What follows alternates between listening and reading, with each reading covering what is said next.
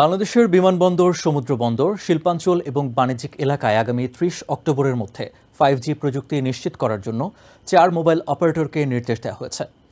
রোববার রাজধানীর আগারগাঁয়ে বিটিআরসি ভবনে মোবাইল ফোন অপারেটরদের সঙ্গে কল ড্রপ সংক্রান্ত বিষয়ে এক সভায় এই নির্দেশ দেন ডাক, টেলিযোগাযোগ এবং তথ্য প্রযুক্তি প্রতিমন্ত্রী জুনায়েদ আহমেদ পলক।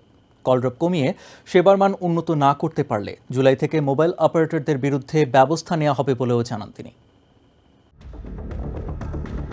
2021 সালের 12 ডিসেম্বর বাংলাদেশ সচিবালয়, জাতীয় সংসদ ভবন, প্রধানমন্ত্রীর কার্যালয় সহ 6টি স্থানে পরীক্ষামূলকভাবে দ্রুতগতির 5G সেবা চালু করে টেলিটক। এরই ধারাবাহিকতায় বিভাগীয় শহরগুলোতে 5G সেবার ট্রায়াল সম্পন্ন করেছে বেসরকারি 3 মোবাইল অপারেটরও।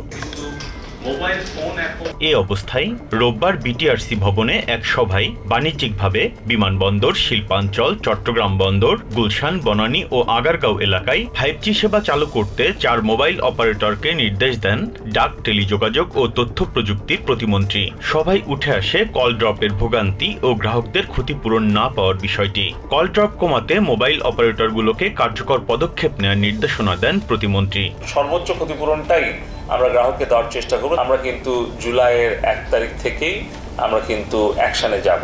কল ড্রপ ও ইন্টারনেটের ধীরগতির জন্য নানা অজুহাত তুলে ধরেন মোবাইল অপারেটরগুলোর প্রতিনিধিরা। তবে 1 জুলাইয়ের পর থেকে এ ধরনের কোনো অজুহাত গ্রাহ্য করা হবে না বলে জানান Junaid Ahmed Palak. Biprojit Chanda, TVN 24 news desk.